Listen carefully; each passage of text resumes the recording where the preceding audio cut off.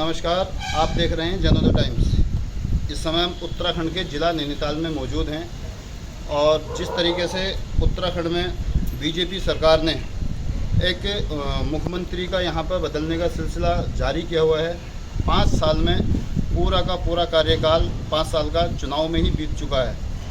2 मुख्यमंत्री BJP change कर चुकी है। उसी क्रम में बातचीत करने के लिए हमारे साथ वरिष्ठ पत्रकार पूरन शर्मा जी हमारे साथ मौजूद हैं। जानना चाहेंगे वो इस सारे प्रकरण को किस नज़र से देखते हैं। नमस्कार, जनोदय टाइम्स में आपका स्वागत है। जिस तरीके से बीजेपी सरकार दूसरा मुख्यमंत्री चेंज कर चुकी है, किस नज़र से देखते हैं आप इसको? इस समय पूरे प्रदेश में बीजेपी जो लगातार अपने मुख्यमंत्री बदल रही है, ये एक तरीके से बहस मुबाहिस का मुद्दा बना हुआ है और पूरे हिंदुस्तान में मुझे नहीं लगता कि कहीं ऐसी नज़र इससे पहले मिली है कि जब 5-6 महीने के अंतर्गत लगातार किसी भी सरकार ने तीसरा मुख्यमंत्री देने का प्रयास किया हो या तीसरा मुख्यमंत्री देने जा रही हो। अगर इतने कम समय के लिए उपचुनाव संभव नहीं था तो इन्होंने इस तरीके से फेरबदल करने का फ़ायदा क्या रहा। भारतीय जनता पार्टी के पास पूरी एग्जीक्यूटिव बॉडी है, सलाहकार हैं, बहुत बड़े बड़े दिग्गज हैं। क्या इतनी साधारण सी बात सरकार को पता नहीं थी कि इतने कम समय में हम दोबारा चुनाव नहीं करा सकते? अगर ये दोबारा चुनाव नहीं करा सकते थे तो इन्होंने अपने मुख्यमंत्री को बदला क्यों? इस तरीके से लगातार मुख्यमंत्री बदलने से पूरे देश के अंदर अस्थिरता का माहौल पैदा हो रहा है, लोगों में गलत संदेश जा रहा है। जबकि एक तरफ इस समय हिंदुस्तान के साथ साथ उत्तराखंड कोरोना से पीड़ित है, हज़ारों लोग मारे जा चुके हैं। जो दवाइयों की सुविधाएं थी, जो बेड की सुविधाएं थी, जो एक इंफ्रास्ट्रक्चर कोरोना को लेकर होना चाहिए था, पूरे प्रदेश में वो कहीं भी नहीं दिखाई दिया। काम तो ये होना चाहिए था कि उत्तराखंड की आर्थिकी को बढ़ाने के लिए, रोजगार को बढ़ाने के लिए, संसाधन को बढ़ाने के लिए, स्वास्थ्य सेवाओं को बढ़ाने के लिए काम होना चाहिए था। लेकिन इसके उलट भारतीय जनता पार्टी लगातार मुख्यमंत्री बदलकर उत्तराखंड को गर्त में डाल रही है। अस्थिरता का माहौल लगातार बनते जा रहा है। इससे जो उत्तराखंड की जनता है उसका मनोबल भी टूट रहा है और लोगों को समझ में नहीं जा रहा है कि यह लोकतांत्रिक प्रक्रिया कहाँ तक पहुँचेगी। जिस तरीके से सर अगर बात करें कानून की, तो 151 का प्रावधान में मुख्यमंत्री रह सकते थे, क्यों बीजेपी ने इसको यूज़ नहीं किया? यही तो एक सवाल इस समय सबसे बड़ा मौजू बना हुआ है कि आखिर जब सरकार को ये पता था और सरकार अपने विशेषज्ञों के माध्यम से इस बात को पता लगा सकती थी।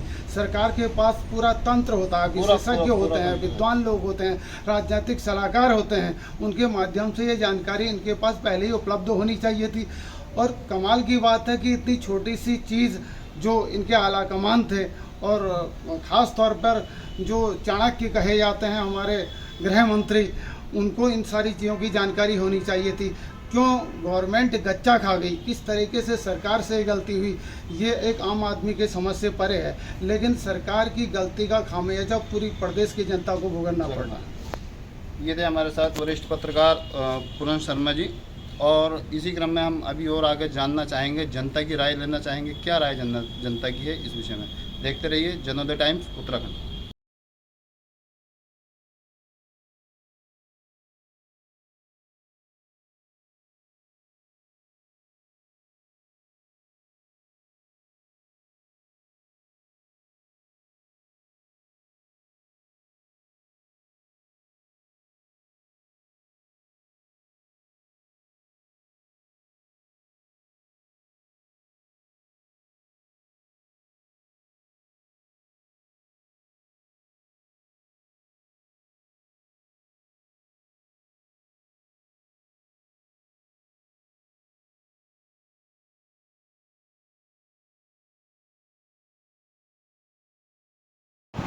नमस्कार, आप देख रहे हैं जनोदय टाइम्स। इस समय हमारे साथ आम आदमी पार्टी से प्रदेश उपाध्यक्ष उत्तराखंड से मौजूद हैं। उनसे चर्चा करना चाहेंगे जिस तरीके से प्रदेश में सरकार का लगातार मुख्यमंत्रियों को बदलने का सिलसिला जारी है, उस विषय में जानना चाहेंगे क्या प्रतिक्रिया है आम आदमी पार्टी। सर नमस्कार, जनोदय टाइम्स में आपका स्वागत है।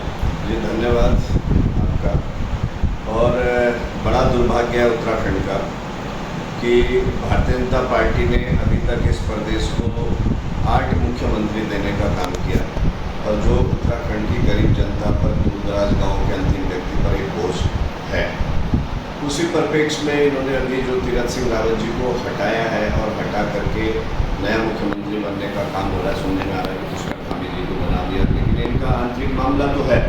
लेकिन हम स्पष्ट कहना चाहते हैं कि जो इन्होंने मुख्यमंत्री को हटाने का काम किया है, इन बीजेपी ने एक सर्वे करवाया था जिसमें पूरे उत्तराखंड में बीजेपी के 15 सीट आ रही थी और इसमें गंगोत्री सीट भी थी।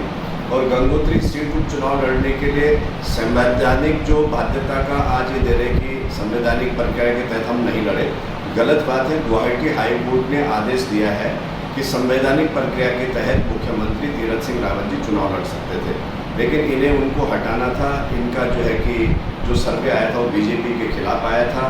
वहाँ से हमारे जो रिटायर्ड कर्नल अजय कोठियाल जी हैं, उन्होंने जब ताल ठोकी उसके बाद बीजेपी डर गई और बीजेपी ने अपना मुख्यमंत्री बदलने का काम किया। और यही हम कहना चाहते हैं कि जनता पे बोझ है और जो 56-57 विधायक इनके हैं उनके साथ एक खिलवाड़ इन्होंने करने का काम किया। और बीजेपी को पहले ये निर्णय नहीं लेना चाहिए था कि आप एक सांसद को ला रहे, एक उपचुनाव मुख्यमंत्री का हो, एक उपचुनाव संसदीय सीट का हो, तो जनता में सब बोझ डालने का काम कर रहे। इससे पता चल जाता है कि जो डबल इंजन की सरकार मोदी जी कह रहे थे, इनका ध्यान उत्तराखंड में नहीं है, बल्कि सिर्फ उत्तराखंड में गरीब लोगों से प्रधानमंत्री के द्वारा बात करवा देना या कभी बद्री केदार की गुफा में बैठ जाने से राजनीति नहीं चलेगी, प्रदेश का भला नहीं होगा। बल्कि प्रदेश का भला तब होगा जब दिल्ली जैसा मॉडल यहाँ पर गरीब लोगों के बीच में लाया जाए, जिसमें जो है कि पलायन से लेकर शिक्षा से लेकर स्वास्थ्य से लेकर बिजली पानी पे काम हो सके। 2022 का चुनाव सर पे है, उस चुनाव को आज की जो बीजेपी की सरकार है, जिस तरीके से मुख्यमंत्री यहाँ पे स्थानीय मुख्यमंत्री नहीं दे पा रही सरकार, 2022 को आप किस नजर से देखते हैं? देखिए 2022 में हम लोग जिस हिसाब से काम कर रहे हैं आदरणीय केजरीवाल जी के निर्देशन में, हमारे प्रभारी दिनेश मोरे जी के नेतृत्व में, हम लोग लगातार जो है हर गांव हर घर जाने का काम कर रहे हैं। और हमारी पूरी कोशिश है कि हम 56 पार की जो विधानसभा है, 56 पार हम विधायक अपने लाएंगे और 2022 में सरकार बनाने का काम करेंगे। क्योंकि सरकार बनना इसलिए भी आसान है कि लोग कांग्रेस पर विश्वास नहीं कर रहे हैं। कांग्रेस के विधायकों का आज भी पता नहीं है कि कांग्रेस के विधायक कब टूट करके बीजेपी में चला जाए। अब बीजेपी उन्हें खरीदती है, बुलाती है, ये दोनों पार्टी जाने, लेकिन निश्चित रूप से कांग्रेस को लोग वोट नहीं देना चाहते हैं।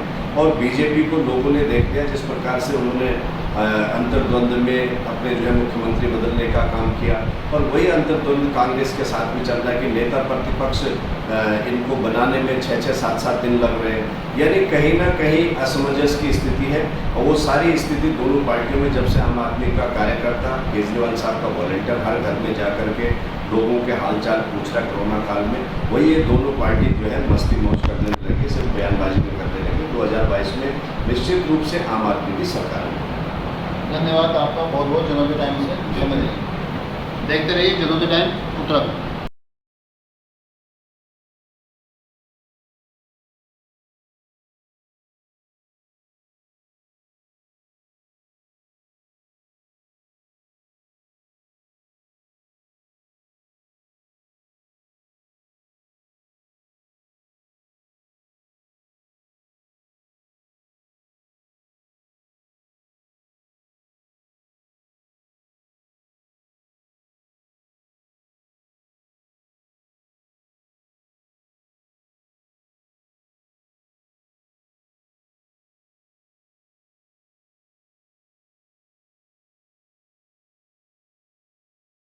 हमारे साथ उत्तराखंड क्रांति दल के संगठन मंत्री राकेश चौहान जी मौजूद हैं।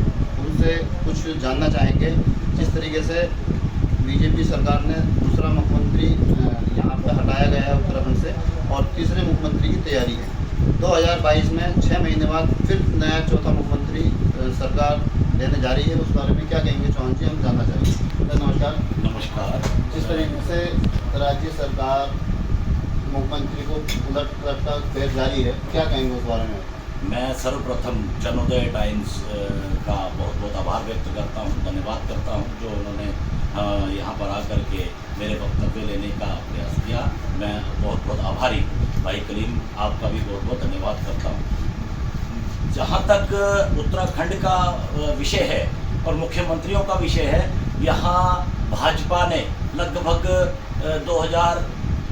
2000 के बाद मुख्यमंत्री बदलने की कवायद रखी हुई है, उसको ये कायम रखे हुए हैं। जो बहुत ही शर्मनाक है, उत्तराखंड के लिए बहुत ही दुर्भाग्यपूर्ण है। मैं ये कहना चाहता हूँ कि अगर आपके पास कैपेबल मुख्यमंत्री बनने के लिए कैपेबल आदमी नहीं है तो आप दिल्ली से थोपने की कोशिश क्यों करते हैं? हर काम अगर दिल्ली से होना है तो यहाँ की जनता को बेवकूफ़ क्यों बनाया जा रहा है? यहाँ पे चुनाव क्यों हो रहे हैं? चुनाव ना हो। मैं उत्तराखंड क्रांति दल की तरफ से मैं ये कहना चाहता हूँ कि जिस तरीके से हमने उत्तराखंड प्रथम किया था, करवाया था, तो उस समय हमने कहा था कि 10 साल उत्तराखंड को केंद्र शासित प्रदेश रखा जाए, लेकिन राजनीतिक के कुछ कारणों के कारण भाजपा ने इसको मौका समझा। तो मौका समझने के तत्काल बाद बिना परिसंपत्ति का बंटवारा किए, बिना किसी चीज़ का बंटवारा करके आनन फानन में हमारे को उत्तराखंड थोप दिया। उसका आज तक हम खमियाजा भुगत रहे हैं। 21 साल हो गए उत्तराखंड को पृथक हुए आज तक हम लोग मुख्यमंत्रियों को झेल रहे हैं। बहुत दुर्भाग्य है कि 20 साल के अंतराल के अंदर सबसे बड़ा प्रदेश जो है उत्तराखंड, ये मुख्यमंत्री बनाने की फैक्ट्री है। हम इसकी जितनी भर्त्सना कर सकते हैं उतनी भर्त्सना करते हैं। और मैं नहीं ये चाहता कि उत्तराखंड में बार मुख्यमंत्री बदले जाएं। एक मुख्यमंत्री हो, अच्छा हो, चाहे किसी भी दल का हो, हमें इससे कोई मतलब नहीं है। लेकिन ये है कि जनता के ऊपर भार ना पड़े। जनता को इन्होंने बेवकूफ़ समझ रखा है और दिल्ली से थोपा जा रहा है। दिल्ली से थोपने का मतलब क्या है कि भाई अगर उत्तराखंडियों की, इसके मतलब उत्तराखंडियों की वैल्यू कुछ नहीं, उत्तराखंडी जीरो है कि आप लोग दिल्ली से यहाँ पे जस्ट फ्रॉम बिगनिंग, शुरू से मैं बताता हूँ, नित्यानंद स्वामी जी को पहले बनाया, उसके बाद कोश्यारी जी को बना दिया। 2 साल के अंतराल में आपने 2 मुख्यमंत्री दे दिए। फिर तिवारी जी आए, तिवारी जी ने जैसे तैसे करके 5 साल चलाए। फिर उसके बाद कांग्रेस की फिर से सरकार आती है, भाजपा की सरकार आती है। भाजपा के सरकार के अंदर खंडूड़ी जी मुख्यमंत्री बनते, खंडूड़ी जी को हटा करके निशंक जी को बिठाया जाता। निशंक जी को घोटाले में डाल करके, कुंभ घोटाला, उनके ऊपर इतना बड़ा कुंभ घोटाला हुआ, उनको वहां से हटा करके फिर खंडूड़ी जी को बिठाया जाता। उसके बाद कांग्रेस सरकार आती है, कांग्रेस सरकार ने बहुगुणा को बिठा दिया। बहुगुणा इतना बड़ा चोर निकला, मैं खुले शब्दों में बोल रहा हूँ, बहुगुणा इतना बड़ा चोर निकला, उनने तो केदारनाथ आपदा का घोटाला कर दिया। स्कूटर के नंबर पर बड़े बड़े ट्रकों का लोड अनलोड दुनिया भर का घोटाला किया उन्होंने, और उनको भी हटना पड़ा। दोबारा से हरीश रावत जी आ गए। ठीक है, उसके बाद भाजपा सरकार आ गई, प्रचंड घमंड की सरकार, डबल इंजन की सरकार, और माननीय त्रिवेंद्र रावत जी को इन्होंने मुख्यमंत्री बनाया। त्रिवेंद्र रावत जी को मुख्यमंत्री बनाने का, अगर बनाया था तो हटाया क्यों? 4 साल उनको झेला। अगर 4 साल बेमिसाल थे तो वो कहाँ गया बेमिसाल? आपने तत्काल प्रभाव से दिल्ली से एक ऐसा मुख्यमंत्री थोप दिया जिनको वक्तव्य देना भी नहीं आता। कहीं कहते हैं 20 बच्चे पैदा करिए, कहीं कहते हैं जीन्स फटी हुई है, कहीं कहते हैं कुछ, कहीं कहते हैं कुछ। आज 3 महीने के अंतराल के अंदर उनको भी हटा दिया गया। अब ये समझ नहीं आ रहा असमंजस कैसा है। अगर आपने मिड टर्म पोल में जाना था, मध्यवर्ती चुनाव में जाना था, आप सल्ट में चुनाव क्यों नहीं लड़े? आपको सल्ट में चुनाव लड़ना चाहिए था। अब आप ये बता रहे हैं कि संवैधानिक दृष्टि से मेरे को हटना पड़ रहा है, बहुत ही दुर्भाग्य है। मैं तमाम उत्तराखंड के लोगों से अपील करना चाहता हूँ, इन राष्ट्रीय दलों को यहाँ से उत्तराखंड से बाहर भगाइए। जो भी लोग हैं, दिल्ली से संचालित जो भी पार्टियां हैं, इनको उत्तराखंड के अंदर रहने का कोई अधिकार नहीं है। इससे ज्यादा मैं कुछ नहीं कहूँगा। 2022 के चुनाव में तो आप किस नजर से देखते हैं? 2022 का जो चुनाव आ रहा है उसमें उत्तराखंड क्रांति दल बहुत अच्छा अपना काम कर रही है, और हम ये सोच भी रहे हैं कि उत्तराखंड के लोगों के अंदर उत्तराखंड क्रांति दल के प्रति बहुत सारी आस्थाएं भी हैं। बहुत सारे लोग ये चाहते भी हैं कि थर्ड फ्रंट आए और उत्तराखंड क्रांति दल सत्ता में आए। और मैं जनता से भी ये अपील करना चाहूँगा कि आप बढ़ चढ़ करके उत्तराखंड क्रांति दल को समर्थन दें। जहाँ तक मेरे कुछ सहयोगी कह रहे थे कि महागठबंधन बनने जा रहा है, मैं उस संदर्भ में भी आपसे कुछ चर्चा करना चाहूँगा कि हमारे उत्तराखंड के अंदर छोटे बहुत सारे 57 दल हैं। तो मैं उन प्रांतीय पार्टी के जो जितने भी हमारे 57 दल हैं, उन सब से आग्रह करना चाहूँगा कि एक मत होकर के, एक मंच पर आकर के, एक झंडे के नीचे आकर के आप चुनाव लड़ें और उत्तराखंड की सत्ता में आए। पूरे मतलब कहने कि हिंदुस्तान के अंदर लगभग सभी प्रदेशों के अंदर प्रांतीय पार्टियां ही सक्रिय हैं और प्रांतीय पार्टियों का ही दबदबा है। प्रांतीय पार्टियां ही विकास कर सकती हैं, राष्ट्रीय पार्टियां विकास नहीं कर सकती हैं। उसका कारण है क्योंकि दिल्ली से आदेश जो आएगा वो ये लोग इम्प्लीमेंट करते हैं और जो प्रांतीय पार्टी होती है वो स्वयं में अपना निर्णय लेने में सक्षम होती है। धन्यवाद। देखते रहिए जनोदय टाइम्स उत्तराखंड।